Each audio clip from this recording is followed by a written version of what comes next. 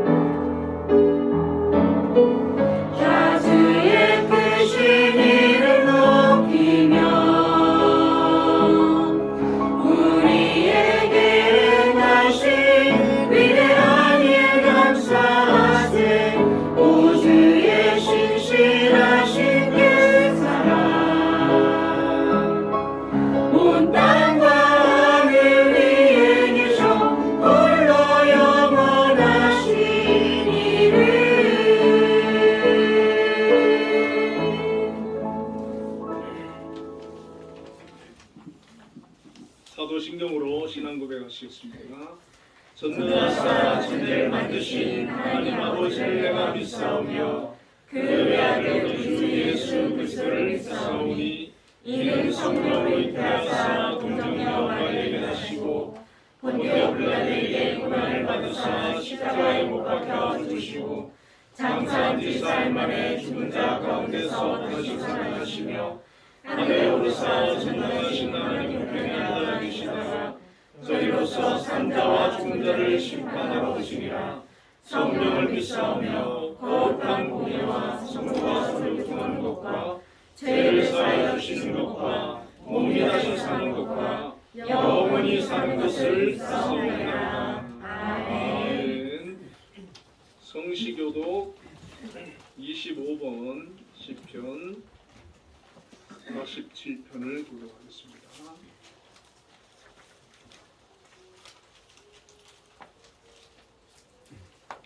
너희 만민들아 손바닥을 치고 즐거운 소리로 하나님께 외칠지어다.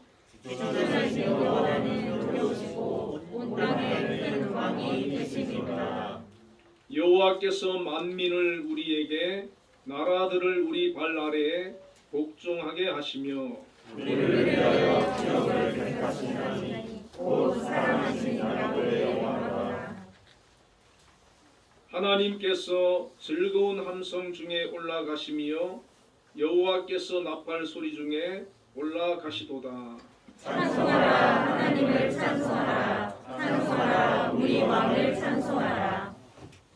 하나님은 온 땅의 왕이심이라. 지혜의 시로 찬송할지어다. 하나님이 온 백성을 다스리시며 하나님이 그의 거룩한 보좌에 앉으셨도다. 온 나라의 고관들이 모임이여 하나님의 백성이 되도다. 세상의 모든 방패는 하나님의 것이며 그는 높임을 받으시리로다. 아멘. 모두 자리에 앉으셔서 예배 찬송 210장을 부르겠습니다.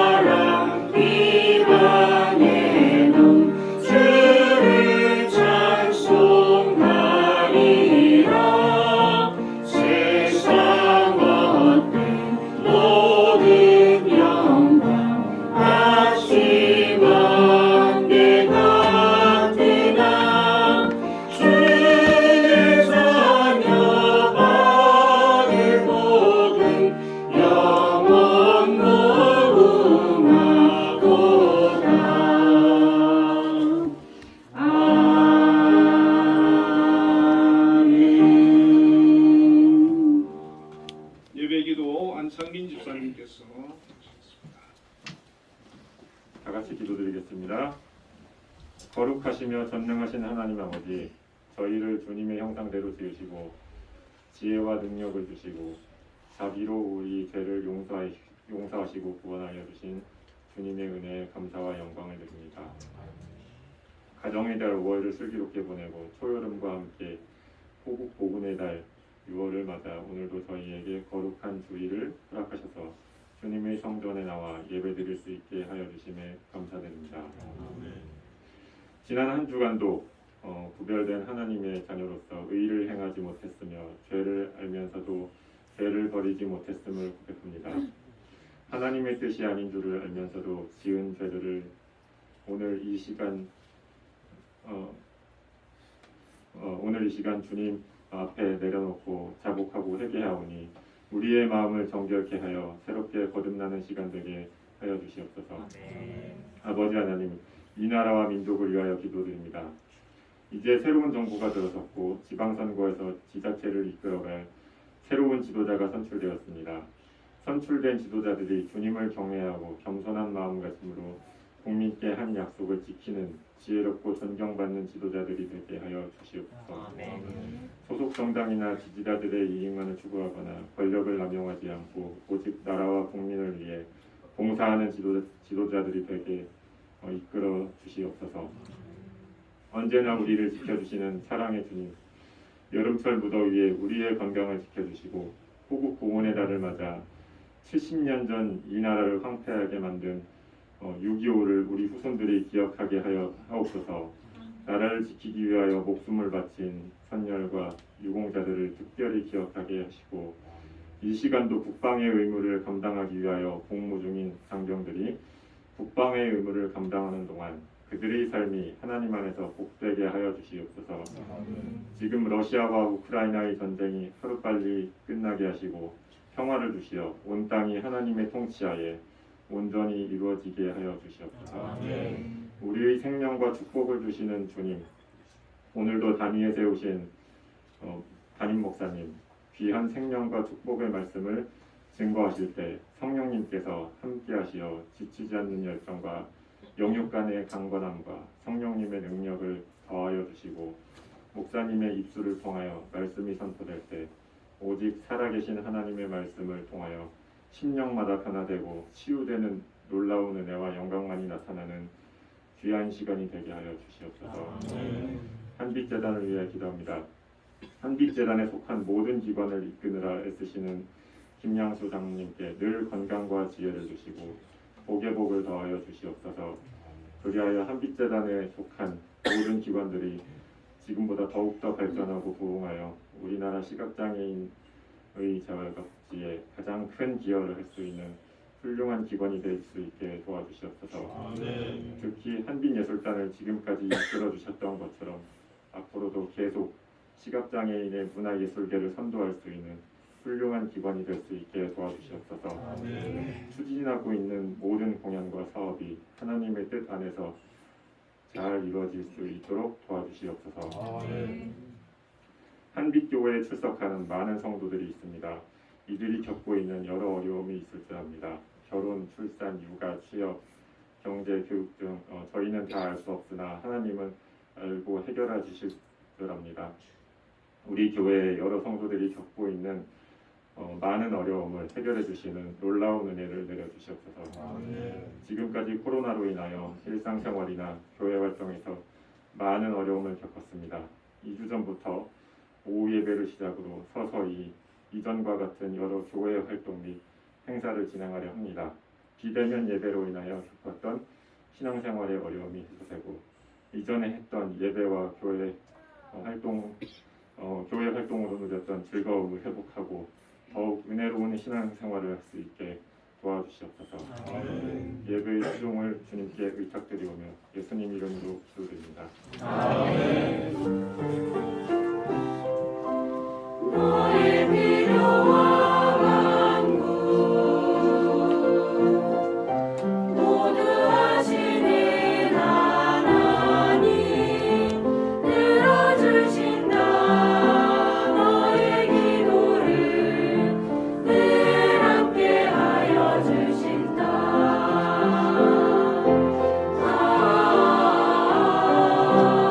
아멘.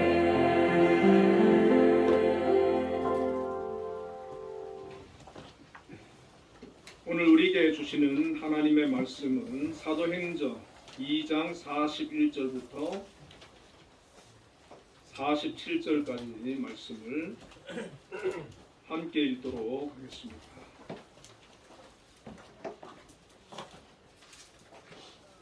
다 같이 읽겠습니다.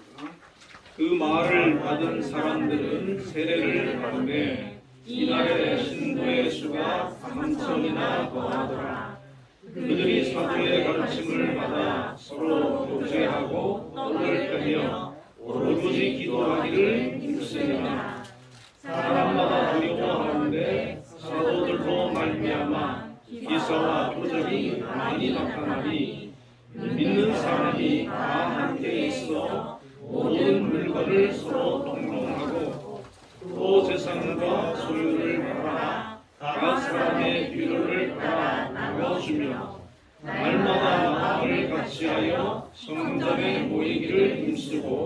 집에서 떡을 떼며 기쁨과 순전한 마음으로 음식을 먹고 하나님을 찬미하며 또 온 백성에게 징송을 받으니 주께서 구원하는 사람을 날마다 더하게 하시리라. 아멘. 한비 찬양대에서 찬양으로 하나님께 영광 돌리겠습니다.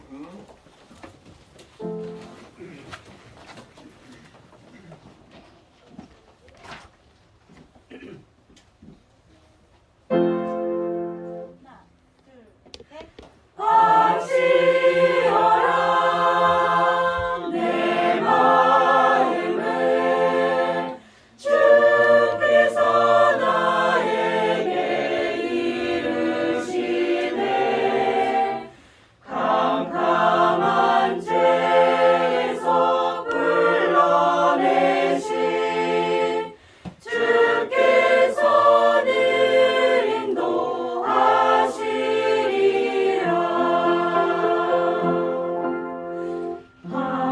하나님이 말씀하시기를 내 맘을 나에게 바치어라. 너 어디 있는지 날 섬기며 기쁘게 날 항상 의지하라.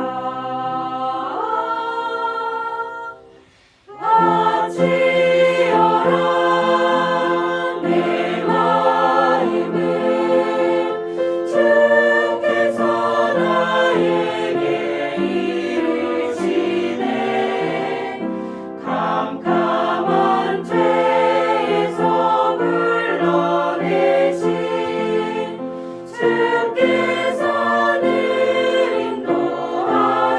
인도하시리라. 구주께서 말씀하시기를 내 맘을 나에게 바치고 사악한 죄에서 벗어나면 나 어찌 너의 구원하겠느냐.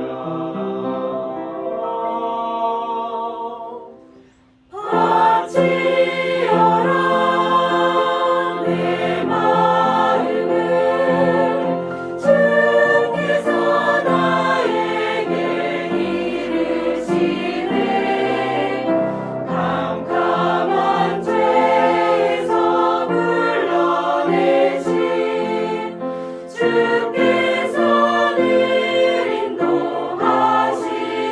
인도하시리라.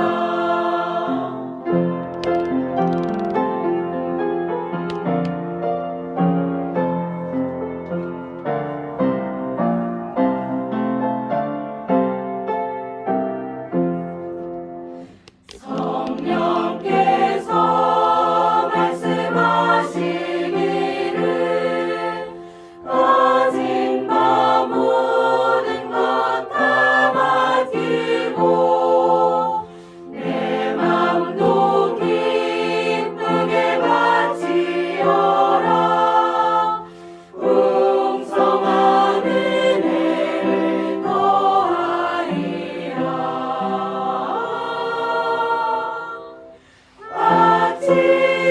바치어라 내 마음을 주께서 나에게 이르시네 캄캄한 죄에서 불러내신 주께서 늘 인도하시리라.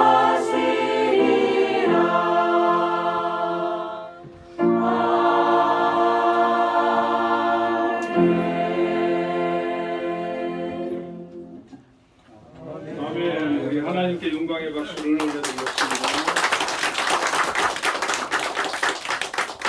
기도와 찬양에 많은 은혜를 받았습니다.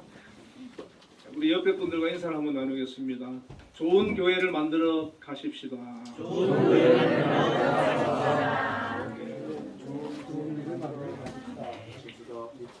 네, 오늘 본문의 말씀을 가지고 오늘 교회가 힘써야 할 사역이라는 제목으로 함께 은혜를 나누겠습니다. 네, 교회가 헬라어로 에클레시아라고 합니다. 신약에서 이 에클레시아가 14번 등장하는데 불러냄을 받은 자 그런 뜻을 가지고 있습니다. 교회는 세상 가운데에서 하나님의 자녀로 불러냄을 받은 사람들의 모임이라는 것입니다.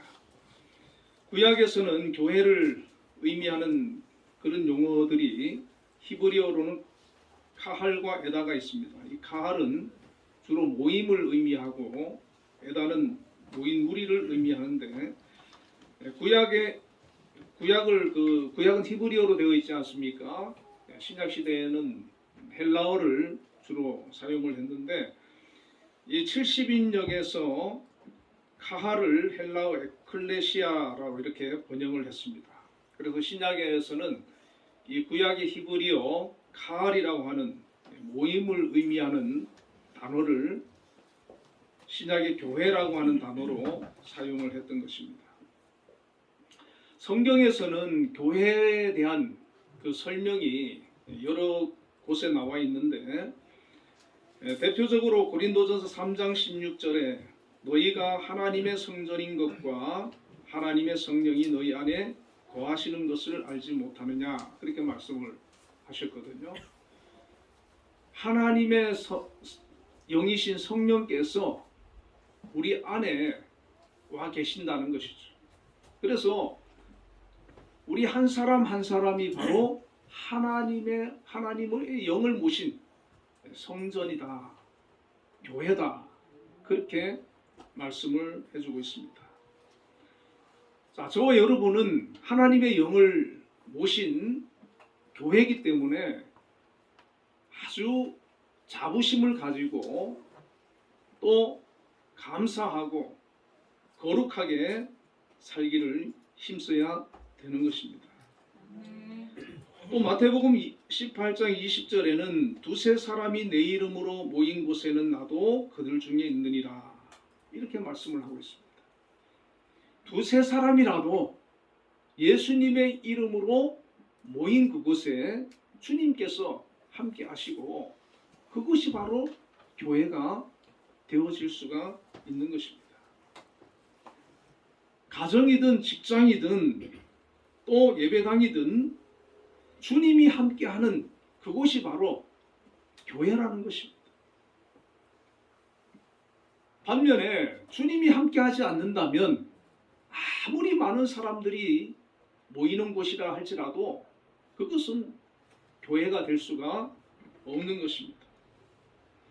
에베소에서는 교회를 그리스도의 몸이다. 또 그리스도를 가리켜서 교회의 머리다. 이렇게 말씀을 해주고 있습니다. 예수님은 교회의 대표이시고 교회 그 자체고 생명이라고 하는 것입니다. 그래서 예수님을 모신 곳, 예수님의 이름으로 모인 그런 곳이 바로 교회가 되어지고 그렇지 않은 곳은 교회라고 할 수 없는데 이단들도 교회라는 이름을 쓰지 않습니까? 그런데 거기에는 예수님이 계시지를 않아요. 교주가 주인이 되어 있지 않습니까? 그곳에는 교회라고 하는 이름은 붙어 있어도 교회라고 할 수가 없습니다. 또 수많은 교회들도 보면은 정말 예수님께서 그 교회의 주인이 되시고 머리가 되시고 주님이 영광을 받으시는 그런 교회가 있는가 하면 또 그렇지 못한 교회도 있습니다. 그런 교회는 교회라고 할 수가 없습니다. 정말 몇 사람이 모인다 할지라도 주님이 머리가 되시고 주인이 되시고 영광 받으시고 주님의 말씀만이 다스려지는 곳이 진정한 교회라고 하는 것입니다. 그럼 우리는 구체적으로 교회라는 것은 무엇을 하는 곳인가? 아마 여러분들이 잘 하실 겁니다. 그러나 오늘 정리하는 또 의미로 한번 생각을 해보려고 합니다. 밀라드 제이 에릭슨이라고 하는 분이 교회의 본질적 기능을 네 가지로 설명을 했습니다. 전도와 건전한 덕, 예배, 봉사라 했고요. 또 호케 나이크라고 하는 분은 진리의 선포, 성도의 친교, 사람의 봉사, 이 세 가지를 교회의 본질적 기능으로 이렇게 설명을 했습니다. 우리가 성경에 보면 예수님께서 그 공생의 기간 동안에 많은 일을 하셨지만 특히 중점을 두고 하신 일들이 있습니다. 마태복음 4장 23절에 보면 예수께서 온 갈릴리에 두루 다니사 저희 회당에서 가르치시며 천국 복음을 전파하시며 백성 중의 모든 병과 약한 것을 고치시니, 그렇게 기록하고 있습니다. 예수님께서 공생의 기간 동안에 하신 것들이 있는데 그것이 바로 가르치는 걸 하셨다는 겁니다.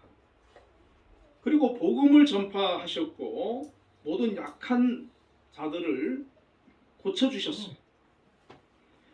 초대교회는 이 세 가지에 두 가지를 더했습니다. 성도의 교제와 예배입니다.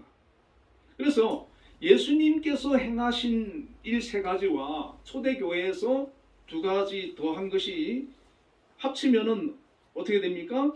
가르치는 것과 복음을 전파하는 것과 봉사하는 것과 성도들이 교제하는 것과 하나님께 예배드리는 것, 이 다섯 가지가 바로 교회의 사역이고 기능이라고 하는 것입니다. 이 다섯 가지를 잘 실천하고 행하는 그런 교회도 있고 또 잘 하지 못하는 그런 교회도 있을 수 있는데, 특히 코로나 때문에 많은 교회들이 이 다섯 가지를 제대로 수행하지 못하고 있는 교회들이 많이 있습니다. 이 다섯 가지를 잘 수행하는 그런 교회가 건강한 교회고 하나님께서 기뻐하는 온전한 교회가 될 수가 있는 것입니다. 자, 우리가 다섯 가지를 한번 살펴보기를 원합니다. 첫 번째로 예배라고 하는 것입니다. 오늘 본문에 보면 날마다 마음을 같이하여 성전에 모이기를 힘쓰고 하나님을 찬미하며 오로지 기도하기를 힘썼다, 그렇게 말씀합니다. 자, 교회는 다른 것 무엇보다도 예배하는 것, 이것을 중점 두어야 됩니다. 예배를 힘써야 됩니다. 교회의 존재의 목적에서 이 예배가 핵심 중에 하나인 것입니다. 그래서 모든 예배는, 모임에는 예배가 있어야 되고 이 예배를 통해서 하나님께 영광을 돌려야 하는 것입니다. 예배가 무너진 교회, 예배가 무너진 그런 성도는 참된 교회나 성도가 라고 할 수가 없는 것입니다. 초대교회는 규칙적으로 모여서 예수님 부활하신 주일날 예배를 드렸습니다. 날마다 성전에 모여서 힘써 하나님을 찬미하고 예배드리고 기도를 했습니다. 그리고 이 초대교회 특징 중에 하나는 이 예배 때에 꼭 성례가 있었어요. 성찬식이 있었어요. 우리 주님께서 마지막 만찬에서 제자들에게 떡과 잔을 나눠주시면서 나를 기념하라, 나의 죽음을 기념하라고 하셨기 때문에 이 초대교회는 예배 때마다 이 성찬식을 했습니다. 우리는 너무 안 하는 그런 경향이 있지 않습니까? 이 성찬식, 주님의 그런 은혜를 우리가 기억하는 것이 바로 성찬이죠. 자, 우리 한국 교회가 이 예배를 드릴 때 공적 예배가 있죠. 언제입니까? 주일 낮 예배가 있고, 또 요즘은 오후 예배를 많이 드리죠. 오후 예배가 있고 수요 예배가 있지 않습니까? 적어도 우리 그리스도인들은 이 일주일에 3번 해당하는 이 공적 예배는 우리가 중요하게 여기고 참석을 해야 하는 것입니다. 그리고 금요 기도회와 새벽 기도회가 있는데 공예배는 아니지만 준예배의 성격을 가지고 있습니다. 이 예배에는 5가지 요소가 꼭 필요합니다. 말씀 선포가 있어야 되고, 성도의 교제가 있어야 되고, 기도와 찬양과 예물이 있어야 합니다.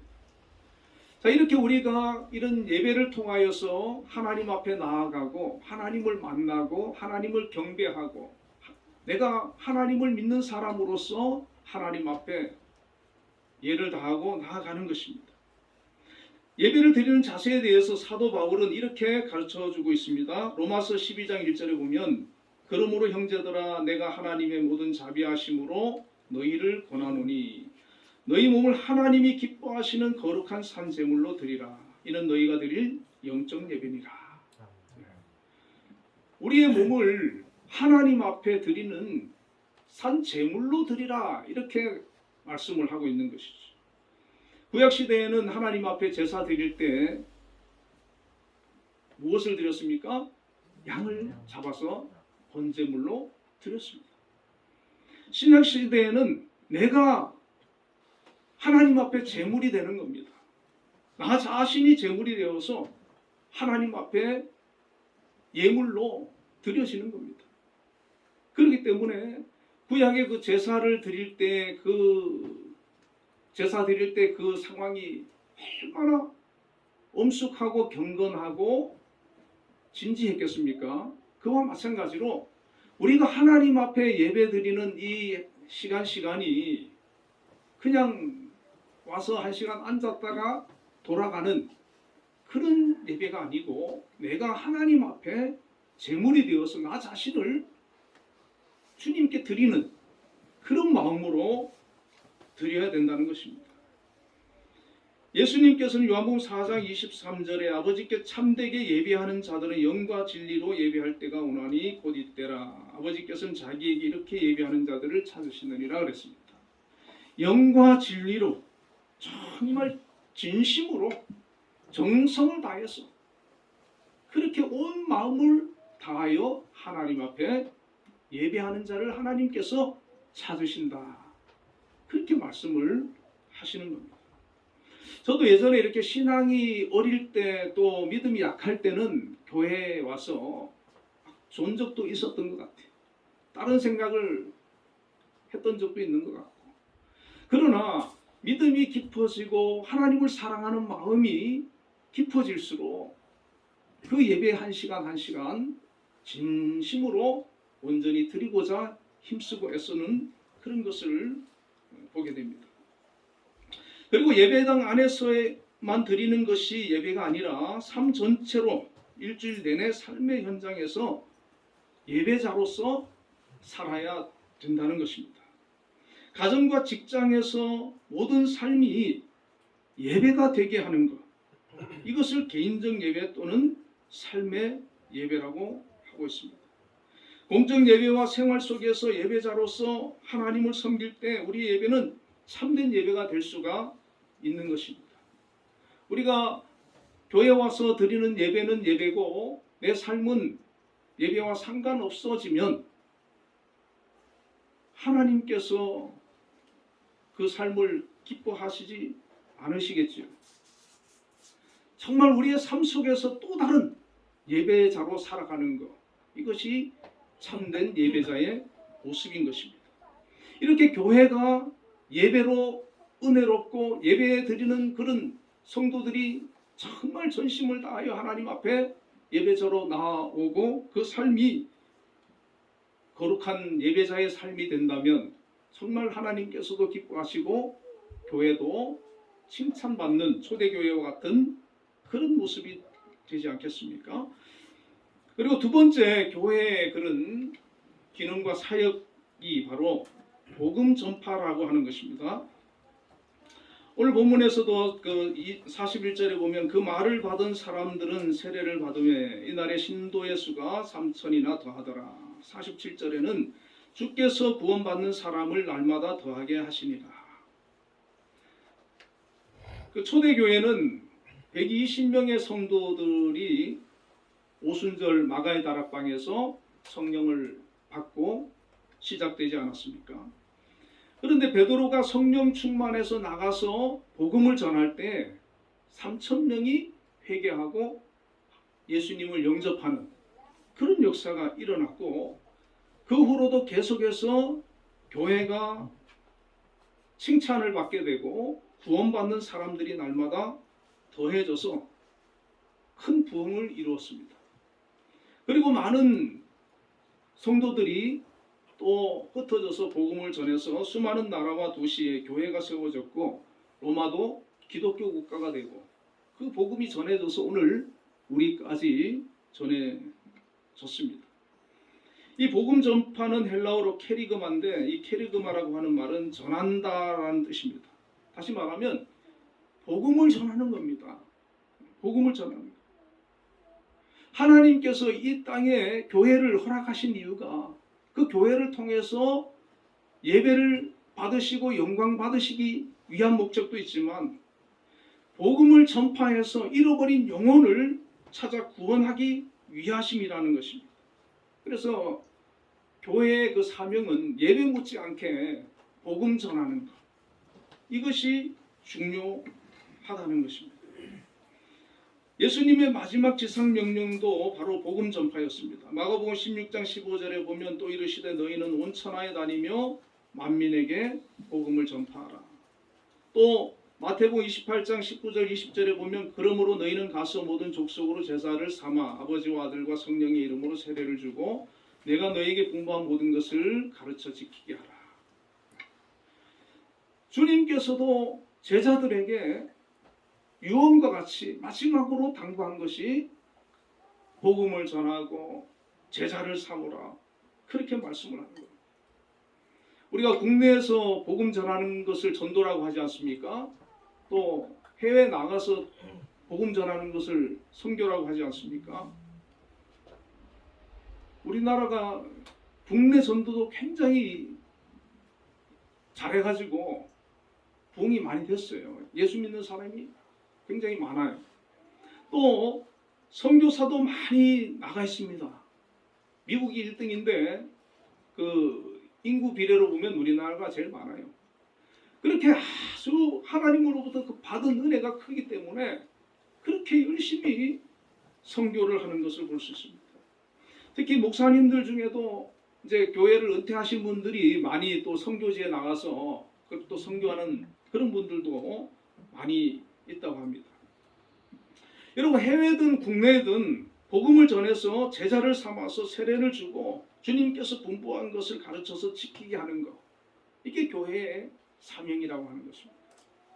우리 한빛교회 같은 경우는 사실 전도하기 굉장히 좋은 환경이고 여건이 아닌가 이렇게 생각이 들지 않습니까? 우리 한빛재단이 기독교 재단이고 또 학교에서 여러 이렇게 기관 안에서 아직 복음을 알지 못하는 그런 사람들에게 복음을 전하기 참 좋은 그런 여건입니다. 그 영혼들을 위해서 구령의 그런 어떤 마음을 끓는 마음을 가지고 복음을 전해서 그 한 영혼들이 주님 앞으로 돌아오고 예수님을 영접하고 예수님을 믿는 그런 사람으로 변화된다는 것. 이것은 대단히 큰 축복이 될 수가 있는 것입니다. 뿐만 아니라 우리가 국내에서뿐만 아니라 또 세계를 향해서도 우리의 관심을 가져야 되는 것이죠. 그래서 선교사가 많이 나가 있기 때문에 그런 선교사들을 위해서 기도도 해주고 또 물질적으로 후원도 해주고 그렇게 해주는 것도 이제 일종의 선교가 될 수 있지 않겠습니까? 어쨌든 국내 선교든 내 주변 전도든 또 세계 선교든 교회의 사명 중에 하나가 바로 선교하는 것, 복음 전하는 것. 요즘은 이제 차별금지법이 통과되면은 예수 믿으라고도 못한다 그러더라고요.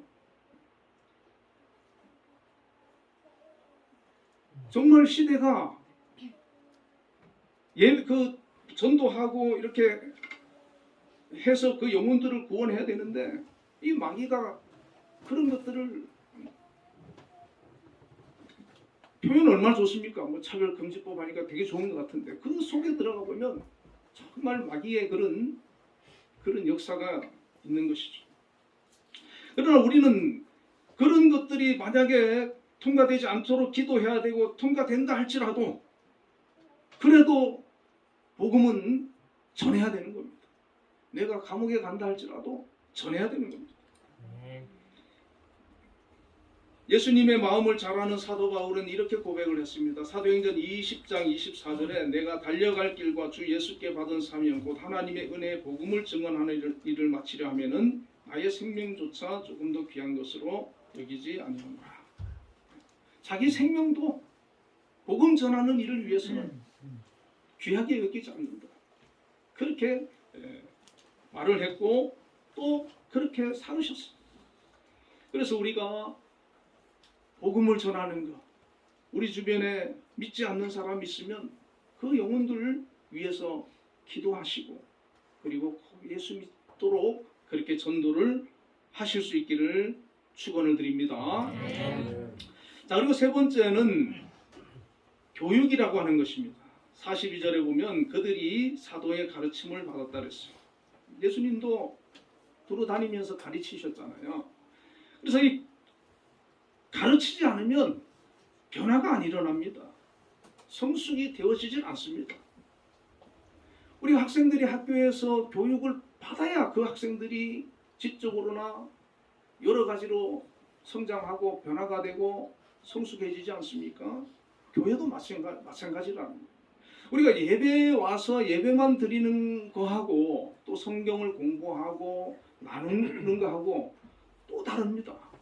그래서 삶을 통해서 나누면서 더 성장해지고 그렇게 성숙해지는 것이죠. 교육은 헬라어로 가르침이라는 단어인 디다케인데 영어 단어인 그 에듀케이션은 라틴어의 인도하다, 끌어내다 등의 에듀카레에서 이제 유래를 했습니다. 이 교육의 주된 목표는 성도들의 각자 삶에 일어나는 변화와 성숙이라는 것입니다. 교육을 통해서 주님이 기대하시는 성숙된 그리스도인이 되어지고 주님께 헌신된 사람들로 변화가 일어나는 것, 이것이 바로 교회 교육의 사명인 것입니다. 예수님께서도 제자들을 3년 동안 교육을 시키시는 겁니다. 그들과 함께 같이 지내면서 정말 그 한 사람 한 사람 보면 도저히 교육이 되어지지 않을 만큼 그런 사람들이었습니다마는 3년 후에 그들은 놀라운 사도로 교회의 지도자로 성장해 있게 되는 것을 볼 수가 있습니다. 여러분이 교회에서의 그런 주일학교 교육이라든지 또 성경 공부라든지 이런 것을 통해서 그런 모임을 통해서 우리가 성장하고 성숙하고 자라나서 한국 교회를 이끌 수 있는 그런 지도자가 나올 수가 있는 것입니다. 예전에 제가 대학 다닐 때만 해도 그 대학교 안에 뭐 CCC라든지 이런 그 기독교 선교 단체가 굉장히 많았고 그리고 거기에 간사들 이런 분들이 참 열정적이었어요. 그리고 학생들이 그런 그 선교 단체에 많이 있었어요. 그래서 거기서 훈련받고 교육받은 그런 사람들이 한국 교회 지도자가 많이 되었습니다. CCC 출신 목사님들이요, 한국 교회 큰 그런 일꾼들이 지도자가 많이 배출됐습니다. 이런 교육이 주일학교 때부터 체계적으로 잘 가르쳐지고 양육이 되어지는 것은 그 신앙이 뿌리를 깊이 내리고 어떤 문제가 있어도 그 믿음을 지키면서 더 나아가 하나님께서 주신 어떤 직분이든 사명이든 교회에서든 세상 속에서든 하나님의 뜻을 이루어 나가는 훌륭한 인재로 일꾼으로 세워 나가는 것입니다. 그래서 이런 그 교육이 교회 안에서도 중요하고 이것이 잘 되어질 때 건강한 교회가 되어질 수가 있다는 것입니다. 그리고 네 번째가 봉사입니다. 45절에 보면 각 사람의 필요를 따라 나눠 주었다 그랬습니다. 이 봉사는 하나님의 사랑을 나타내는 것입니다. 헬라어로 디아코니아인데 이 디아코니아는 이웃과 사회를 향한 실천적인 섬김을 말합니다. 베드로전서 4장 10절에 보면 각각 은사를 받은 대로 하나님의 여러 가지 은혜를 맡은 선한 청지기 같이 서로 봉사하라 그렇게 말씀합니다. 서로 봉사하라는 거예요. 이 봉사라고 하는 것은 우리 성가대원들이 일찍 나와서 연습을 하고 하나님 앞에 찬양하는 거 이거 성가대원 봉사지요. 그리고 또 주일학교 교사 같은 경우도 일찍 와서 그 아이들 또 맞이하고 가르치고 예배하고 이 봉사입니다. 좀 큰 교회 같은 경우는 뭐 주차 봉사도 있고 식당 봉사도 있고 그리고 뭐 예전에 보니까 어떤 권사님은 그 신방 갈 때 또 무슨 장례식 갈 때 혹시 필요하면 언제든지 불러주세요. 그런 분도 계셨어요. 그리고 그 교인들 가운데 막 힘들어하고 이런 분들이 있으면 본인이 먹을 거를 막 음식을 장만할 때 막 배를 준비해 가지고 그 사람한테 가져다 주고 위로해 주고 기도해 주고 그게 봉사입니다. 섬기고 사랑하고 함께 슬퍼하고 함께 기뻐하고 이런 것들이 바로 봉사라는 것입니다. 예수님께서도 그 공생의 그 사역 동안에 제일 많이 한 게 병자들 고치는 거였어요. 어렵고 외롭고 소외당한 그런 사람들 찾아가서 위로해주고 그게 바로 예수님의 삶이었고 사역이었습니다. 야고보서 1장 27절에도 보면 하나님 아버지 안에서 청결하고 더러움이 없는 경건은 곧 고아와 과부를 그 환난 중에 돌아보고 또 자기를 지켜 세속에 물들지 아니하는 이것이니라. 하나님께서 보시는 경건은 무엇이냐? 우리가 경건하게 예배만 잘 드린다고 경건한 것이 아니라 그 삶 속에서 고아와 과부를 그 환난 중에 돌아보고 그리고 자기를 지켜 세속에 물들지 아니하는 것. 이것이 바로 경건이라는 것입니다. 그래서 우리가 우리 주변을 늘 살펴야 돼요.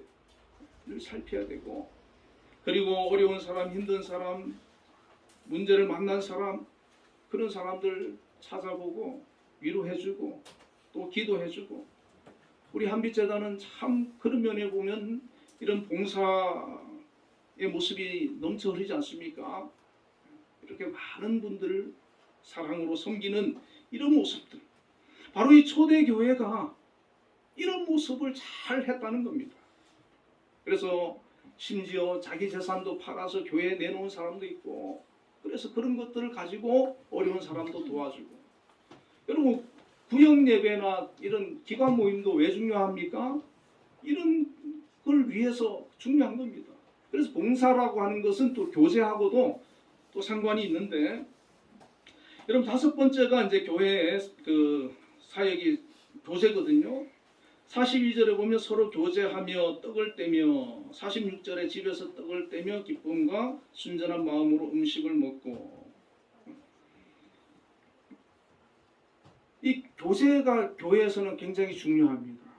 친교라고도 하고 그래서 예전에 제가 이제 구역 예배 같은 게 있는 그런 때에는 어떤 구역을 보면 이렇게 한 번씩 이렇게 가보면 구역이 아주 막 재밌어요. 아주 막 웃음이 넘치고 그게 바로 교제인 거예요. 서로 함께 요즘은 뭐 신방 오는 것도 이제 싫어하잖아요. 시대가 바뀌어가지고 여러분 기쁘게 받아야 되는 거예요. 우리가 교회에 와서만 예배 드리려고 그러지 말고 집에서 신방도 받아서 집에서도 예배 드리고 하나님의 축복을 빌어주고 이런 교제가 있어야 됩니다. 집을 개방해서 성도들 간에 교제하는 그런 모습들이 있어야 된다는 것이죠.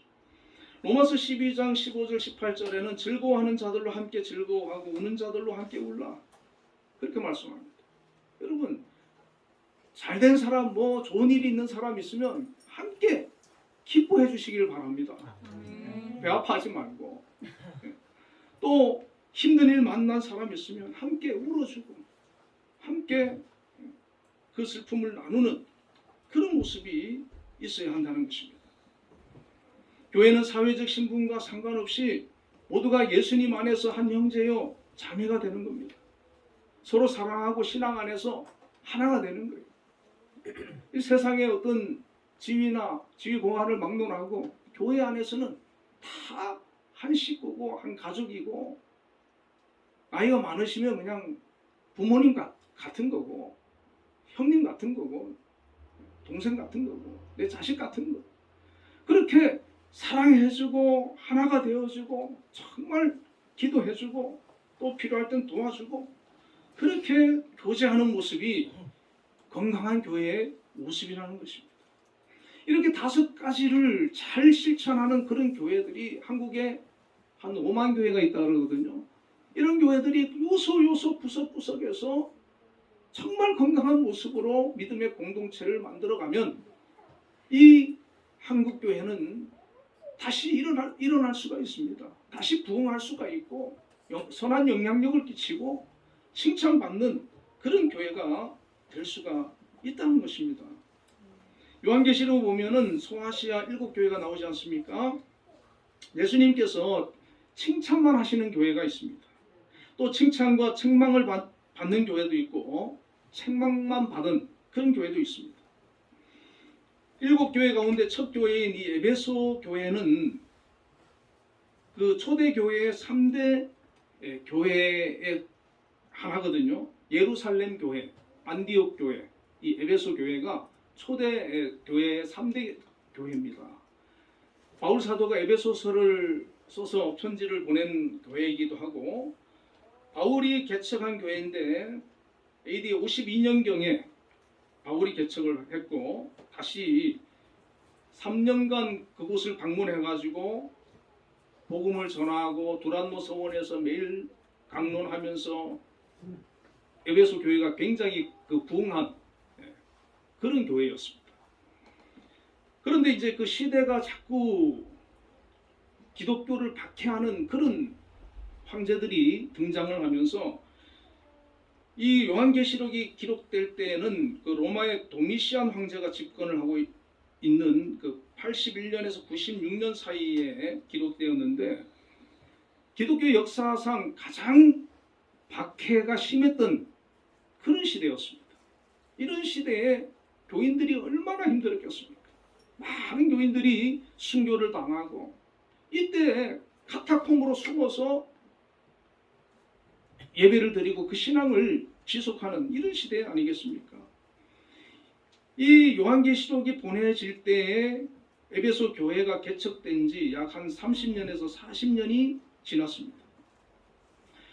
요한계시록 2장 22절부터 3절을 보면 예수님께서 에베소 교회를 칭찬을 하셨는데 내가 내 행위와 수고와 내 인내를 알고 또 악한 자들을 용납하지 아니한 것과 자칭 사도라 하되 아닌 자들을 시험하여 그의 거짓된 것을 내가 드러낸 것과 또 내가 참고 내 이름을 위하여 견디고 게으르지 아니한 것을 아노라. 그렇게 칭찬해 주셨습니다. 이 에베소 교회는 아주 신앙이 확고하고 또 정통적인 그런 신앙을 가지고 있었기 때문에 바울이나 디모데 같은 사람이 그 교회를 목회를 했지 않습니까? 그러니까 어떤 이단이 와도 다 걸러내는 거예요. 다 식별해내는 거예요. 그리고 성숙한 믿음이 있었고 세속적인 가치관과 타협하거나 혼합주의를 단호히 배격하면서 어떤 고난이 와도 잘 견디고 한 번도 낙심하지 않는 그런 좋은 교회였습니다. 그런데 이 교회가 이렇게 끝났으면 얼마나 좋겠습니까? 그런데 예수님께서 책망을 하시는 부분이 있어요. 4절에. 그러나 너를 책망할 것이 있나니 너의 처음 사랑을 버렸느니라. 처음 사랑을 버렸다는 겁니다. 오늘 한국 교회와 또 우리 성도님들 정말 이 에베소 교회 같은 분들이 교회가 많고 또 성도들이 많을 거예요. 신앙이 확고하고 모든 것을 이단도 분별해낼 수 있는 그런 성숙된 믿음도 있고 어떤 시련이 와도 그 믿음을 확고히 지키는 그런 교회와 성도들이 많습니다. 그런데 또 한 가지는 처음 사랑을 잃어버린 그런 교회도 많지 않나. 그래서 이 에베소 교회가 바로 오늘날 한국 교회의 모습이 아닐까, 이런 생각을 해보게 됩니다. 우리가 첫사랑, 첫 감격을 잃어버리면 종교 생활이 되고 마는 거예요. 정말 주님을 향한 그 감사와 은혜가 넘치는, 기쁨이 넘치는 신앙생활, 주님을 사랑하는 그런 뜨거운 마음으로 우리가 교회를 나오고 우리에게 주어진 사명을 감당하는 것이 아니라 그냥 형식적으로, 의무적으로 종교 생활을 하는 그런 신앙이 되어버린다는 것이죠. 그래서 주님께서 이 에베소 교회를 칭찬도 하셨지만 책망도 하시면서 회개하여 처음 행위와 사랑을 회복할 것을 권면을 하고 있습니다. 오늘 우리 한빛교회와 저와 여러분은 어떻습니까? 이 교회의 5가지 초대교회, 또 주님께서 우리에게 주신 그 5가지 사역, 교회 기능, 이런 것들을 잘 실천하는 건강한 교회가 되어야 될 줄로 믿습니다. 에베소 교회와 성도들처럼 믿음의 굳건히 서서 어떤 경우에도 흔들리지 않는 교회와 성도들이 되어야 됩니다. 그리고 처음 사랑을 잃어버렸다면 다시 회복하여 변함없이 평생 주님을 사랑하고 주님과 동행하는 저와 여러분이 다 되시기를 주님의 이름으로 축복합니다. 기도하겠습니다. 살아계셔서 역사하시는 하나님 아버지, 감사합니다. 저희들을 구원하시기 위하여서 저희들에게 2000년 전에 교회를 허락해 주셨습니다. 그 교회를 통하여서 저희들이 하나님을 예배하며 하나님을 만나며 하나님을 섬기도록 인도하여 주셨습니다. 또 예배하는 부름받은 우리 하나님의 자녀들에게 각자에 따라서 또 여러 가지 직무와 책무를 허락해 주셨습니다. 우리에게 맡겨주신 이런 직무와 책무를 잘 감당하여서 우리 한빛교회가 더욱더 성숙하고 건강하고 하나님께서 기뻐하는 이 시대에 정말 하나님께서 함께 하시는, 사용하시는 그런 좋은 교회가 되게 하여 주시옵소서. 정말 아버지 하나님, 어떤 경우에도 우리 믿음이 흔들리지 않는 그런 건강한 사람들이 다 되어질 수 있도록 역사하여 주시고, 혹여라도 이 에베소 교회처럼 처음 사랑을 잃어버렸다면 다시 회복하는 역사도 있게 하여 주셔서 정말 주님 앞에 마지막 섰을 때에 잘하였다 칭찬받을 수 있는 저희들 다 되게 하여 주시옵소서. 이 세상 가운데에서도 정말 선한 영향력을 끼치는 교회와 성도들이 되어지게 하여 주옵소서. 예수님 이름으로 기도드리옵나이다. 아멘.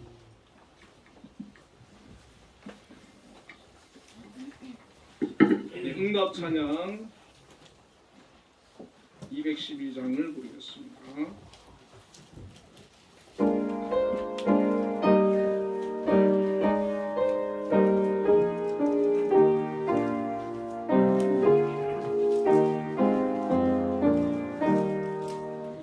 겸손히 주를 섬길 때 외로운 일을 마누나 웃을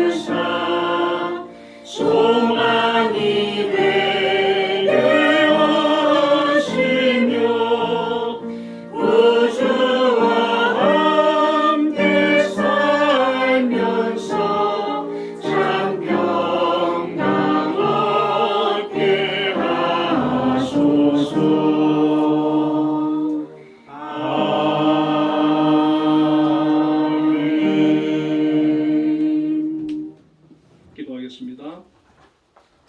하나님 아버지, 크신 은혜와 사랑을 감사합니다. 저희들을 세상 가운데 구별하여 불러주셔서 하나님의 자녀로 삼아주시고 예배자로 오늘도 이 시간에 나와 영광 돌리게 하심을 감사합니다.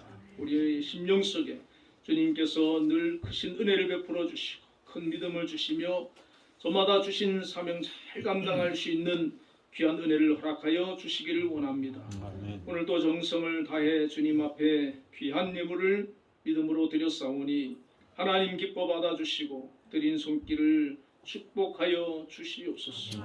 아버지 하나님 11조를 구별하여서 하나님 앞에 감사함으로 드렸습니다. 하나님 귀한 일터 직장을 허락하여 주신 은혜를 감사합니다. 그 직장을 하나님 든든히 지켜주시고 어려운 시대지만 아버지 하나님 우리 한빛재단과 모든 우리 권속들이 속한 그 직장 주님의 은혜 가운데 계속해서 성장하고 발전하는 그런 역사가 있게 하여 주시고 특별히 세우신 우리 김양수 장로님 하나님께서 항상 믿음과 지혜를 주셔서 이 한빛재단을 기도하면서 이끌어 가실 때 부족함이 없도록 하나님께서 동행하여 주시며 함께하여 주옵소서. 하나님 올 한 해도 정말 어려운 일 만나지 않도록 지켜주시고 계획된 모든 것들 순조롭게 잘 진행해 나갈 수 있도록 역사하여 주시기를 원합니다. 또한 아버지 하나님 감사 예물 드렸사오니 하나님 받아주시고 그 마음에 감사가 넘치게 하여 주시고 기쁨과 은혜가 충만하게 하여 주시며 특별히 하나님 앞에 믿음으로 기도할 때에 그 기도를 들어주셔서 주님께서 나의 기도를 들어주셨음을 고백하는 그런 역사가 일어나게 하여 주시기를 원합니다. 또한 아버지 하나님 주저헌금 드렸습니다. 기뻐 받아주시고 한 주간도 주님 지키시며 동행하여 주시고 하나님 그 걸음걸음을 복되게 인도하여 주시옵소서. 오늘 이 시간에 함께한 우리 모든 성도들 가정가정에 은혜와 복을 주시고 평안을 주옵소서. 또한 자녀들을 축복해 주시고 하나님 앞에 기도하는 모든 것들 하나님께서 들어주시고 하나님께서 그 걸음걸음 속에서 영광 받아 주옵소서. 예수님 이름으로 기도드리옵나이다. 아멘. 우리 옆에 분들과 인사람 나누겠습니다. 사랑합니다. 주 안에서 사랑합니다.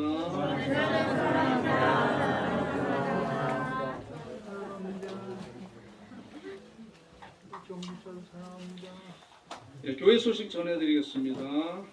오늘 점심에 톳 쌀국수가 있는데 우리 전수경 권사님께서 제공을 해주셨습니다. 네, 우리 감사 박수 한번 하겠습니다.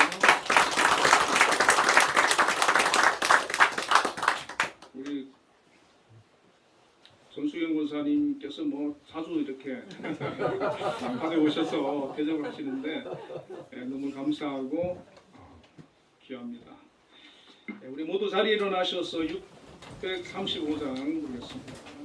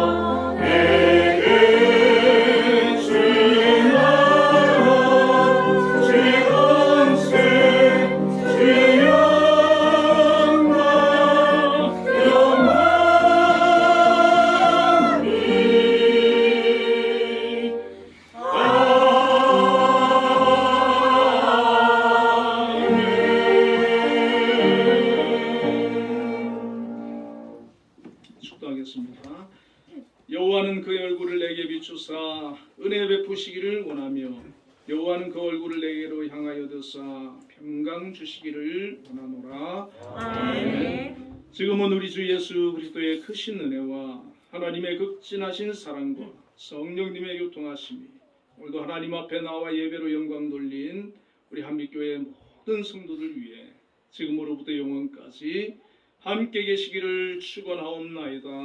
아멘.